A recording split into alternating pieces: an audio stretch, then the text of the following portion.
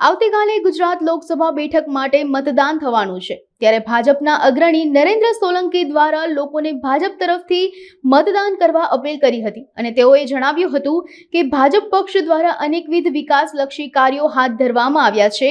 તેઓએ જણાવ્યું હતું કે રામ મંદિરથી લઈ કાશ્મીરના જટિલ પ્રશ્નોનું નિવારણ ભાજપ પક્ષે કર્યું છે। સાથોસાથ ગરીબોનો વિકાસ થાય તે માટે આવાસ યોજના તથા મહિલાઓ માટેની અનેક પ્રોત્સાહનરૂપ યોજનાઓની અમલવારી કરી છે।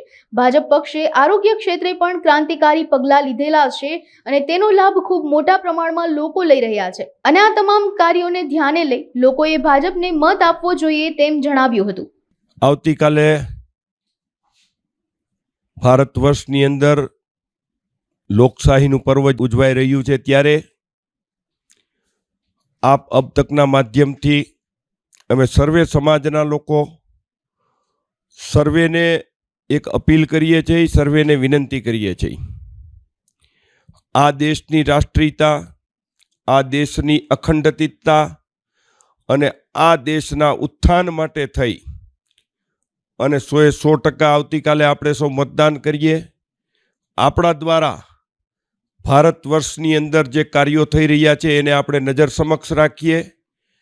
છેલ્લા 10 વર્ષની અંદર આપણે સૌ જોઈએ છીએ કે છેલ્લા 10 વર્ષની અંદર જે ડેવલપિંગ થઈ રહ્યું છે, પછી અયોધ્યાની અંદર રામ મંદિરની વાત હોય, ગુજરાતની વાત કરવામાં આવે તો નર્મદા બંધના દરવાજાઓને ઊંચા કરવાની વાત હોય, આપણે બહેનો માટે થઈ અને સમગ્ર સમાજ માટે થઈ અને અભિયમ કાર્ડની વાત હોય, સમગ્ર અમૃતમય કાર્ડની વાત હોય, સમગ્ર સમાજના લોકોને વધારેમાં વધારે ઉપયોગી થઈ શકાય તેવી ભાવનાઓથી જ્યારે નરેન્દ્રભાઈ મોદી આ દેશની પ્રજા માટે 18 કલાક કામ કરી રહ્યા છે ત્યારે આપણે સૌ એકજૂટ મળી એક સાથે ભારતીય જનતા પાર્ટીના કમળને વિજેતા બનાવીએ। ભારતીય જનતા પાર્ટીનું કમળ ખૂબ જ સારી રીતે ખીલી ઉઠે એવો આપ સૌને અમે આગ્રહભરી વિનંતી કરવા માટે આવ્યા છીએ। આપણે સૌ જાણીએ છીએ કે આજની તારીખમાં 108ની વ્યવસ્થાઓ, હાઈવેની વ્યવસ્થાઓ, બેન દીકરીઓને ડિલિવરી આવે તો કિલકિલાટ ગાડીની અંદર ઘરે મૂકવા માટે આવે છે। આવી અનેકવિધ યોજનાઓ, આપણે રાજકોટની જો વાત કરવામાં આવે તો રાજકોટની અંદર એમ્સ હોસ્પિટલની સ્થાપના કરી, જેની અંદર સમગ્ર સૌરાષ્ટ્રના લોકોને વધારેમાં વધારે યોગ્ય રીતે સારવાર મળી રહેશે, આધુનિક સારવારો મળી રહેશે। એ જ રીતે આપણે જોઈએ તો હીરાસરનું એરપોર્ટ કે જે ટૂંક સમયની અંદર આવતા દિવસોમાં સમગ્ર વર્લ્ડની સાથે કનેક્ટેડ થઈ જશે। આવી અનેક યોજનાઓ, મધ્યમ અને ગરીબ વર્ગના લોકો માટે આવાસની યોજનાઓની વાત કરવાની હોય, અયોધ્યાની વાત કરવાની હોય, 4 ધામ યાત્રાની વાત કરવાની હોય, અમરનાથ યાત્રાની વાત કરવાની હોય, તો મારા મનની અંદર ઘણી વખત ઘણા સવાલો ઉપસ્થિત થાય છે કે વર્ષો સુધી જ્યારે કોંગ્રેસની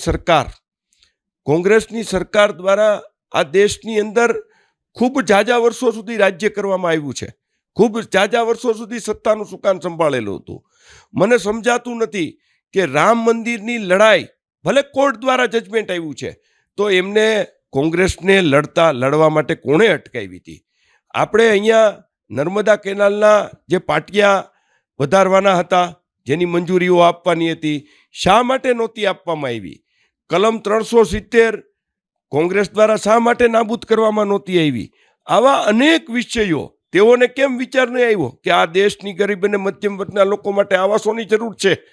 આવા અનેક વાતો જે છે કે જે કોંગ્રેસે ક્યારેય પણ કરી નથી।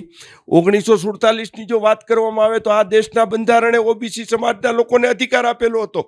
આ અધિકારની જો વાત કરવામાં આવે તો માનનીય વડાપ્રધાન વીપી સિંહ કે જેઓ 1990ની અંદર આ દેશની અંદર આવ્યા, તેઓના દ્વારા જ્યારે સમગ્ર સમાજને યોગ્ય પ્રતિનિધિત્વ આપવાની વાત થઈ ત્યારે પણ અમુક લોકો દ્વારા રોડા નાખવામાં આવ્યા અને ત્યારબાદ 1992માં જ્યારે સુપ્રીમ કોર્ટે એવું કીધું કે બક્ષીપંચ સમાજના લોકો કે જે લોકો ન્યાયથી વંચિત રહેલા હતા તેઓને સંપૂર્ણપણે ન્યાય મળવો જોઈએ, તો 1990ની બાદ પણ કોંગ્રેસની સરકાર રહી, તો 1990થી લઈ અને 2014 એટલે કે 24 વર્ષના શાસનકાળ સુધી આ લોકો કોંગ્રેસને કોણે અટકાવી હતી કે ભાઈ તમે આવું ન કરો? એવું કોઈ એને હમ આપ્યા હતા? કોઈ એને કીધું હતું? તો આવા અનેક સવાલો કોંગ્રેસ માટે ઊભા થાય છે। આજે આપણે સૌ જાણીએ છીએ કે સમગ્ર દેશની અંદર જ્યારે કોંગ્રેસ સંપૂર્ણ સીટો ઉપર લોકસભા લડવા માટેની ક્ષમતા ગુમાવી ચૂકી છે. આપણે સૌ જાણીએ છીએ કે મિલીજુલી સરકારની અત્યારથી જ વાતો કરે છે, તો પ્રાદેશિક પક્ષો ભવિષ્યની અંદર તેઓને કેટલો સહકાર આપશે એનું કોઈ નક્કી વાત છે?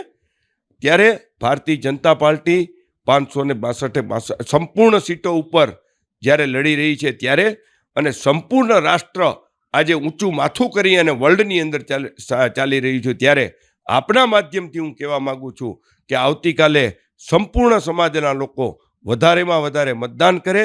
ભારતીય જનતા પાર્ટી, નરેન્દ્ર મોદી અને કમળ નિશાન, આ બે જ વસ્તુ આપણે ધ્યાનમાં રાખવાની છે.